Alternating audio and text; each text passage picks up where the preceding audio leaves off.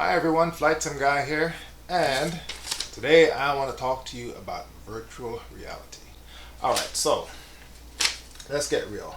The time has come.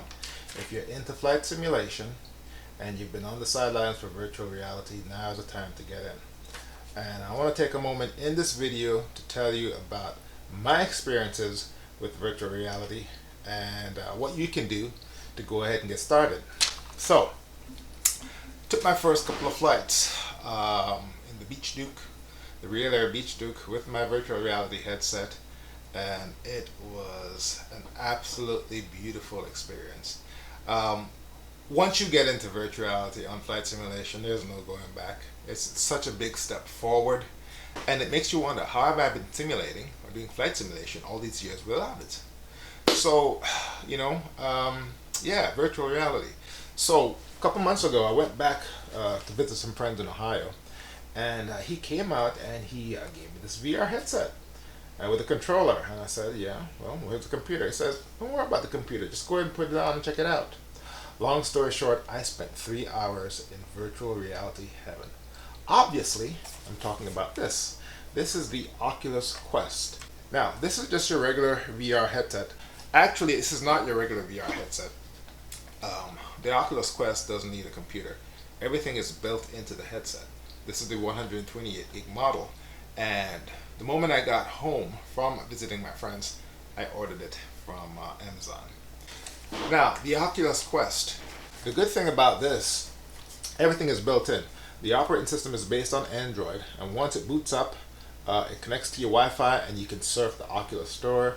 You can buy games. This is tied to your Facebook account, and you need your cell phone with the Oculus app on there to get everything working. Now, like I said, this is a computer, so when you boot it up and you go in, you don't log in with your username and password, and you can access everything. And for me, I was thinking, man, that's a security shortfall. But like I said, it's tied to your Facebook account on your Oculus Quest. So if you get one of these and it's stolen, you just go in there and turn it off. They're not giving these things away. This was pretty expensive. I paid $4.99 for this one. And nowadays, because of the pandemic, everyone's at home. Everyone wants to play VR, whatever. And the demand for VR headsets has gone through the roof. And if you can get it, it's going to cost you at least $600 or $700. But I'm pretty sure you can always buy it used. For the longest while, I was on the sidelines when it comes to virtual reality. Why? Because it was just too damn expensive.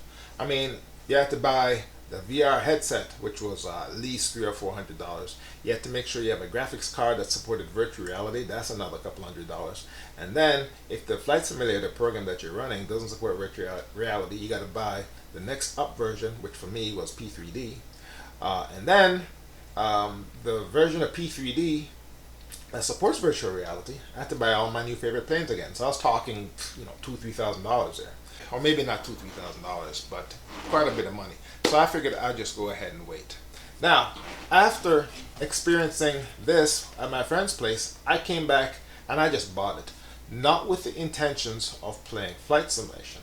I bought it because I liked it, and I liked playing the games on there. The good news is there have been developments in the last 3 months that allows you to use this virtual reality headset with your desktop computer, or my desktop computer, which is over here, with your desktop computer. As you can see, this one is all mashed up and taped together. Bought it from CyberPower PC. It's taped together so it wouldn't fall apart during the move. I'll never buy anything from them again. And because of that, I got lucky. Now, how do you use your Oculus Quest with your P3D for virtual reality? Let me show you. First, you're going to need several things. First up, you need to make sure that your computer has a free USB 3.0 port. Now, that shouldn't be a problem. Most computers sold within the last 8 to 10 years comes with at least one USB 3.0 port. But if your computer doesn't have one, all you need to do is go on to Amazon and buy a PCI Express USB 3.0 expansion card. Now, this one has the USB 3.0 port, that's actually 3.1, and a USB-C port. The one that I have in my computer, that one actually has 5 ports, and it works great. The next thing that you're going to need, you need to make sure that you have a decent graphics card. This is the AMD Radeon 5700RX. That's the good news. Since the price of Bitcoin crashed, people at AMD Advanced Micro Devices, they have been cranking out some pretty powerful GPUs at a relatively affordable price. Even the older GTX RX 1070s and 1080s, those are still pretty expensive compared to AMD cards. This one's an 8 gig card and it works just great. And I got it for about $350 from Micro Center. You can probably find it a lot cheaper now. And even then, the older AMD RX 480s, which is an 8 gig card, you could probably get one for less than $300. So the cost of a good GPU for VR is no longer a reasonable excuse. So 3.0 port GPU. Obviously, you're gonna need to make sure you have your Oculus Quest headset. But the magic sauce that gets everything to work is your cable. Now, the Oculus Link cable, that's what connects the headset to your computer. The official Oculus Link cable, which only came out in January, cost you $70. Now that's an awful lot of money for a damn USB cable. Oh, and by the way, if you look, that's your USB regular port, and the other end is a USB-C connection, which is what the Oculus Quest uses. Now, like I said, the Oculus Link cable, I'm not sure if it's fiber optic or what it is, but it's pretty expensive. It's $70. That's the official cable. By the way, the whole process of connecting your Oculus Quest to the desktop via Oculus Link, that's all still in beta through the Oculus organization. It's not officially published, but it's still beta, so they're still doing a lot of work on it. The good news is you don't need to buy the $70 Oculus cable. This cable is not the one that you need, but the one that you need you can get on Amazon for only $13, and it's called Anker, A-N-K-E-R, and it comes in 2 sizes, a 10-foot cable, 6-foot cable. Now obviously you'd think, yeah, I want the 10-foot cable because I can get up and move about a little bit, but no you don't, because the 10-foot cable, for me anyways, did not work. So you got to get the 6-foot cable, and then you should be good to go. All you got to do next is go ahead and download the Oculus desktop software. Let me turn on my flight simulator. Download and install the Oculus desktop software, install it and configure it. Go to where it says add a device and it will talk you through the entire process. Once you connect your headset using the cable to your computer, it will do a check to make sure that the cable is good enough, and if it is, you're all set. Then you can go into the Oculus store through the Oculus desktop program, buy games and play games. Just know that pretty much you're going to be sitting at the computer because it's a 6-foot cable. However, you got to remember, this is the Oculus Quest. It has a complete computer in here. You do not need the cable to play Oculus games. So you get in effect 2 headsets in one. Now once you have all that stuff set up, what you need to do is you need to make sure that the Quest is on and connected to the desktop and the Oculus desktop program is running. Then what you do is you fire up your flight simulation software, in my case P3Dv4.5, and then you load a flight, and then in the menu it says virtual reality, enable virtual reality, and away you go. So what was my experience with the virtual reality? First of all, when I got it working, I just sat there in awe for like 5 minutes. It was just absolutely beautiful. You can look around. I mean, it was just, you're immersed within the cockpit. I had to change my chase plane camera positions a little bit. Got to move forward to the yoke, otherwise I was a little bit too further back, and you could see myself coming in and out of my pilot chair. But once you have everything set up, the immersion is just unreal. And my first couple of flights, my flying skills was actually improved measurably. I mean, because I was able to look out and look around and whatnot, I was able to line up with the runway much further out. I was able to do coordinated turns a lot better, manage my vertical speed. So it makes a tremendous difference when it comes to actually flying. However, there are some issues using the Quest and probably the Oculus Rift or any other headset, VR headset in P3D, and I'll tell you why. First up, the cockpit looks good, but it doesn't look perfect.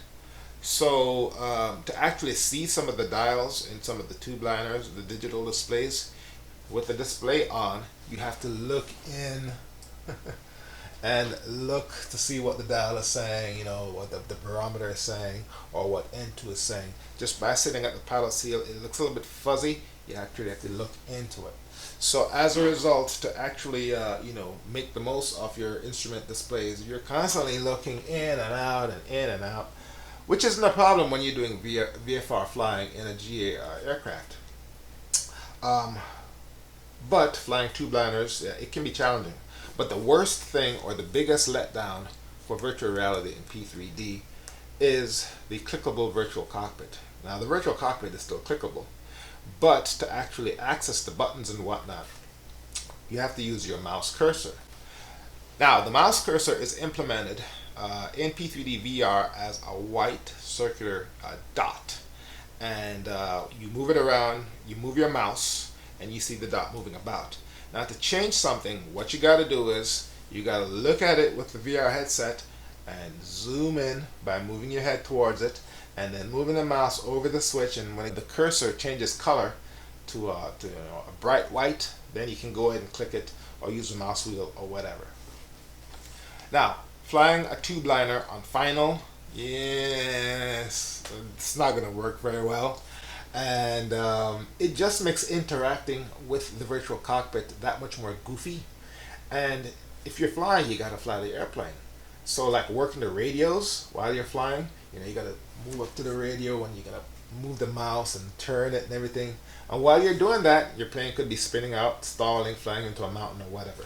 So, it's if you're using an aircraft that doesn't require a lot of interacting or interfacing with the virtual cockpit, it's great.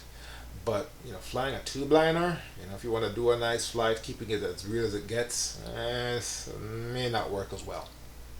But that aside, it was quite an experience, and I'm going to be using this from now on when I fly my GA aircraft, which is going to be a lot more frequent, primarily because, like I said, you can now actually practice good VFR flying, even though the P3D graphics is kind of crappy compared with X-Plane. It makes VFR flying a little bit more practical. So yeah, now's a good time to get into virtual reality. Like I said, once you take the dive, it's going to be hard turning back. I'll do a shared cockpit in the 717 or the Mad Dog using this. But whoever my co-pilot is, they're going to have to work all the switches. So that's my experience. Just wanted to take a moment to share that with you. My name is FlyInside Guy. Thank you very much for watching. I'll see you next time.